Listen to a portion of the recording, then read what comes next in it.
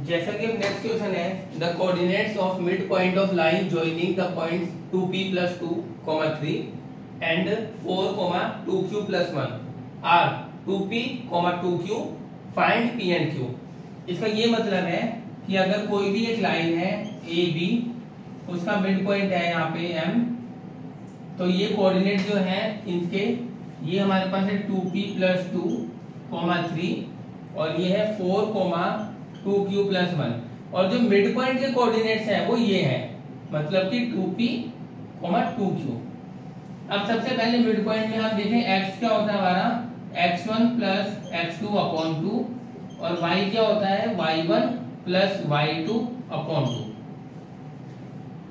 तो हमें पता है x मतलब कि 2p किसके इक्वल होगा x1 + x2/2। मैंने यहाँ पे क्या करा है x वाली वैल्यू को उसके x1 + x2/2 इक्वल रख दिया। ऐसे ही मैं यहाँ पे y1 + y2/2 इक्वल टू रख दूंगा 2q के। ठीक है, अब हम यहाँ पे क्रॉस मल्टीप्लाई कर सकते हैं। 4p = 2p + 6, p इधर आ जाएगा लेफ्ट में माइनस होके, तो ये हो जाएगा 2p = 6, p = 3 आ गया। इसी तरह से यहां सोल्व कर लेंगे क्रॉस मल्टीप्लाई करके।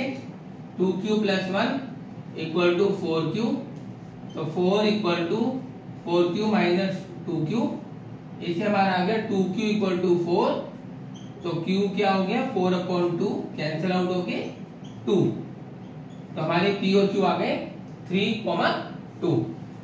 क्लियर है, नोट डाउन।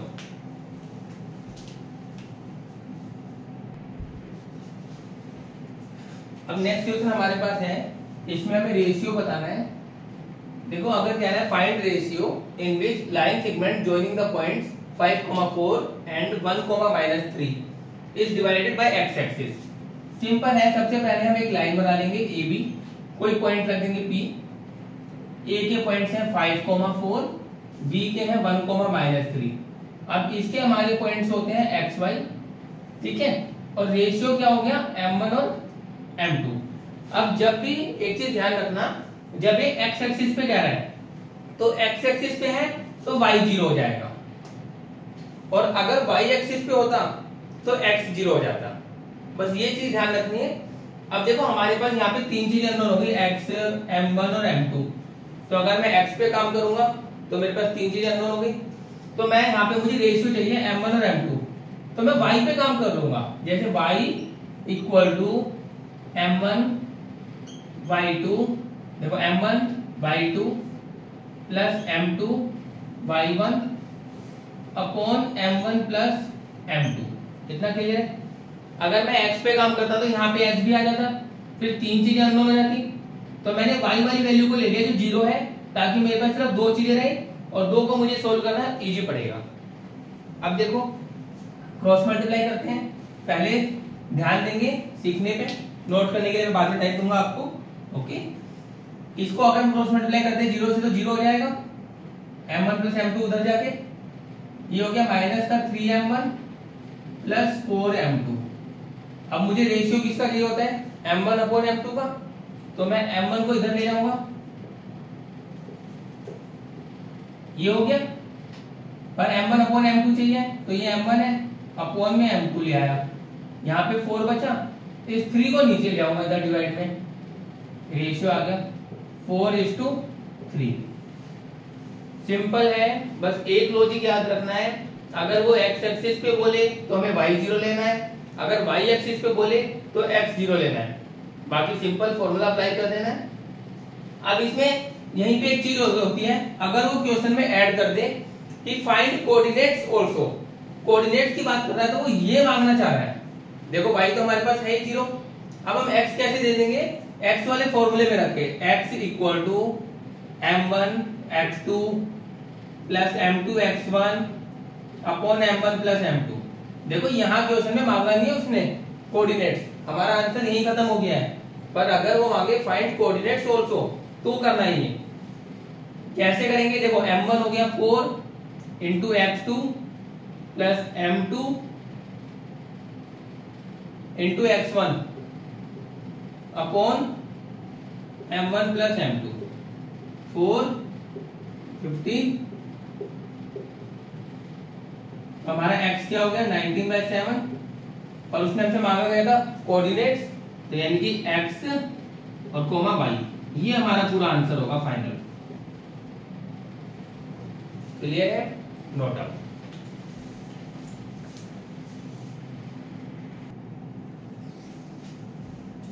देखो अब नेक्स्ट क्वेश्चन है find coordinates of point P on the line segment joining A and B such that AP equal to 2/5 AB। इसको कैसे करना होता है? सबसे पहले हमें कुछ भी नहीं पता, हम वही अपना एक लाइन बना लेंगे AB, A के कोऑर्डिनेट्स रख देंगे, B के रख देंगे और पॉइंट P कह रहा है ये, तो यहाँ P रख दिया। अब P के पॉइंट्स में मान लेता हूँ x और y, ठीक है। अब यहाँ पे हमें एक रिलेशन दे रहा है AP इक्वल टू 2/5 AB। तो अगर मैं इस AB को यहां ले आऊं नीचे, तो मैं क्रॉस मल्टीप्लाई करके ऐसे लिख सकता हूं। तो देखो अगर मैं AP को 2 कहूं तो AP तो मेरा 2 हो गया और AB 5 है, AB 5 है, पर मुझे तो BP का रेशियो चाहिए। तो मैंने अगर 5 में से 3 माइनस कर दूं तो मेरा PB कितना आ जाएगा 3। वापिस देख लो, अगर मुझे AP, मैं यहां थोड़ा सा करके दिखाता हूं, अगर मुझे AP अपॉन PB दिया होता तो मेरा AP अपॉन PB हो जाता, पर मुझे यहाँ पे PB की जगह AB दिया हुआ है पूरा। तो मेरा अगर AP 2 है, AP तो मैंने 2 रख दिया, फिर मेरा AB 5 है पूरा, तो AB में से अगर मैं 2 हटाऊंगा तो मेरा PB का रेशियो आ जाएगा। इस तरह से तो हमने रेशियो निकाल लिया, ठीक है। अब हमारे पास ये सिंपल क्वेश्चन बन गया। x निकाल लेंगे, m1 x2 plus m2 x1 upon m1 plus m2, 15/5, तो x हमारा आ गया 3।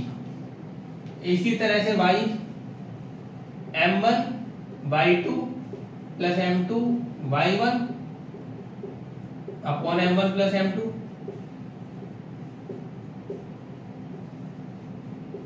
ये हो गया 4। हमारे पॉइंट्स क्या हो गए 3,4। क्लियर है? सिंपल क्या करना है, हमें आंसर पे काम करना है कि हमें मांग क्या रहा है। सबसे पहले हमें देखना है उसका रेशियो। रेशियो कैसे सेट होगा? पहले तो हम वही लाइन बनाएंगे, अपना जो जो पॉइंट्स दिए हैं वो रखेंगे। अब रेशियो में हम ध्यान देंगे कि वो कितनी वैल्यू दे रहा है हमें। वो इधर में तो AP दे रहा है, बाद में पूरी लाइन दे रहा है, तो हमें पूरी लाइन नहीं चाहिए। पूरी लाइन में से अगर मैंने AP का माइनस करा तो मेरा PB रेशियो आ गया, फिर हमने सेक्शन फॉर्मूला लगा दिया। इसी तरह से बाकी क्वेश्चंस को ट्राई करना है। अगर आपको हमारी वीडियो पसंद आ रही है तो चैनल को लाइक कीजिए, सब्सक्राइब कीजिए, ज्यादा से ज्यादा फ्रेंड्स में शेयर कीजिए, ठीक है। और अगर आपको कोई भी डाउट है तो आप हमारे कमेंट बॉक्स में लिख सकते हैं और उस क्वेश्चन के हम सॉल्यूशन बना के वीडियो डाल देंगे। Thank you.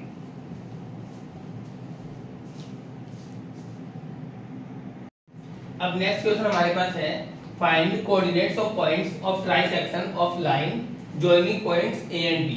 देखो ट्राइसेक्शन का क्या मतलब होता है, अगर हमारे पास AB एक लाइन है, ट्राइसेक्शन का मतलब है कि उसके 3 इक्वल पार्ट्स हो, तो हम उसपे 2 कट लगा सकते हैं P और Q। अगर मैंने 2 कट लगाए हैं तो इसके 3 पार्ट्स हो गए AP, PQ और BQ। तो इसके तो मैं मान लूंगा एक बार XY। A के पॉइंट हो गए 2, -2, B हो गया ये, और अगर इसके मैंने मान लिए M और N, ठीक है। अब हमें ये कह रहा है कि हमें इसमें सेक्शन फॉर्मूला लगाना पड़ेगा क्योंकि ट्राइसेक्ट हो रहा है, पर हमें ना तो XY पता है ना हमें रेशियो पता। तो देखो अगर ध्यान से देखें, अगर मैं इसको 1 पार्ट मानता हूं, इसको 1 पार्ट मानता हूं, तो इसको 1 पार्ट मान लूं, तो ये मेरा 1 है, तो ये बचा हुआ मेरा रेशियो क्या हो जाएगा 2। तो मेरा AP is to PB ratio क्या आ गया 1:2। कब आएगा ये? जब मुझे P पे काम करना है। तो मैं P के कोऑर्डिनेट्स निकालता हूं, x equal to m1 x2 plus m2 x1 upon m1 plus m2। ये हो गया -7 प्लस 4/3 तो ये हो गया -3/3, मतलब कि x आ गया -1। ठीक है, ध्यान से देख लो, फिर बता देता हूँ एक बार। जब मैं p पे काम कर रहा हूँ तो मैं q को ध्यान नहीं रखूंगा, मैं बिल्कुल भूल जाऊंगा, सिर्फ p की बात कर रहे हैं। p का हमें x निकालना है, तो रेशियो क्या हो जाएगा, यहाँ पे तो हो गया m1 मतलब 1 और m2 पूरा क्या हो गया 2, उससे मैंने x निकाल दिया फॉर्मूले में पुट करके। इसी तरह से y आ जाएगा m1 y2 plus m2 y1 upon m1 plus m2, ये हो गया 4 -4, तो ये हो गया 0। यानी मैं कह सकता हूं कि मेरे p के पॉइंट्स आ गए -1,0। ठीक है, चाहे आप यहां लिख लो p के पॉइंट्स हो गए -1,0। क्लियर हो गया।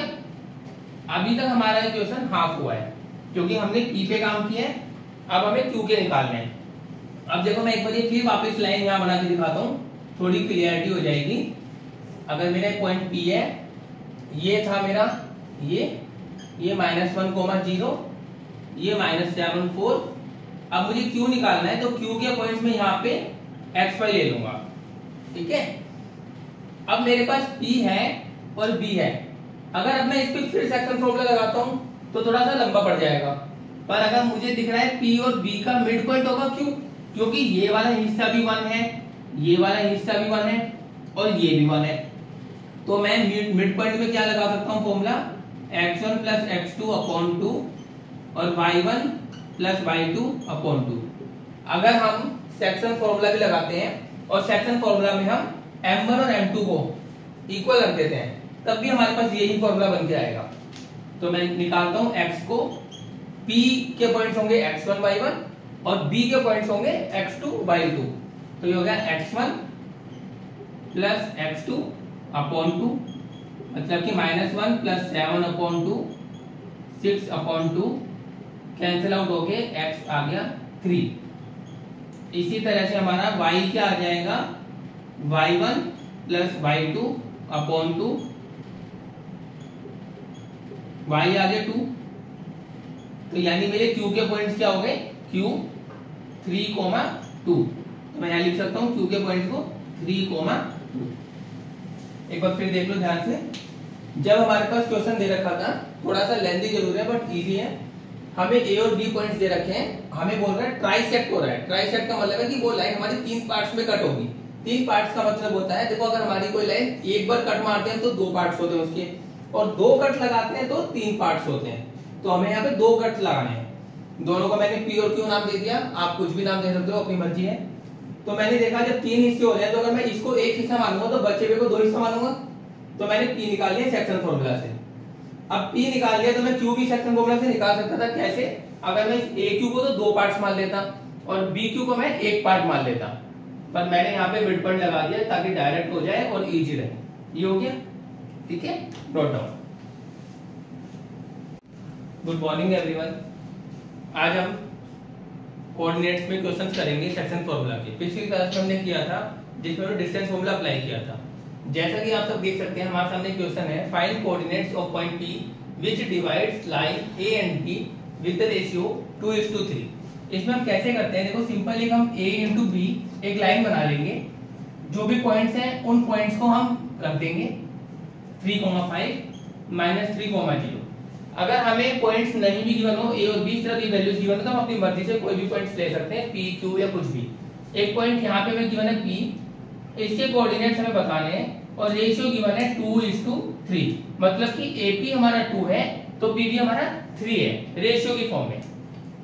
हमारे पास यहाँ पे x और y निकालने के लिए फॉर्मूला होता है सेक्शन फॉर्मूला, जिसको हम कैसे निकालते हैं, m1x2 plus m2x1 upon m1 plus m2।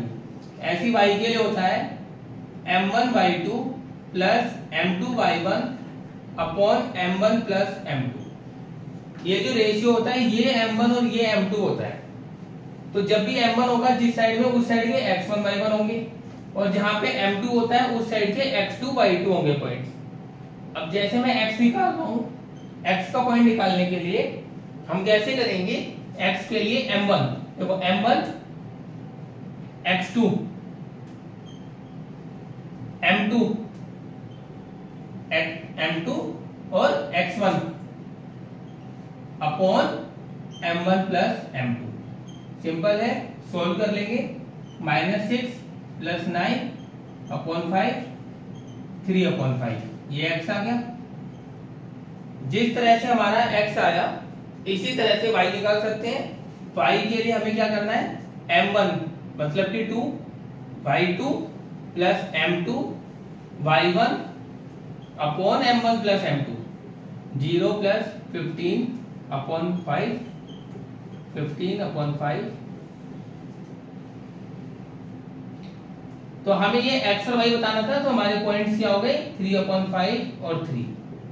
ये हमारा फाइनल आंसर है, कुछ भी नहीं है, सिंपल लॉजिक है। सबसे पहले a और b के पॉइंट्स ले लेंगे, बीच में p पॉइंट क्या है, ये मिड पॉइंट नहीं होता, कभी भी ध्यान रखना।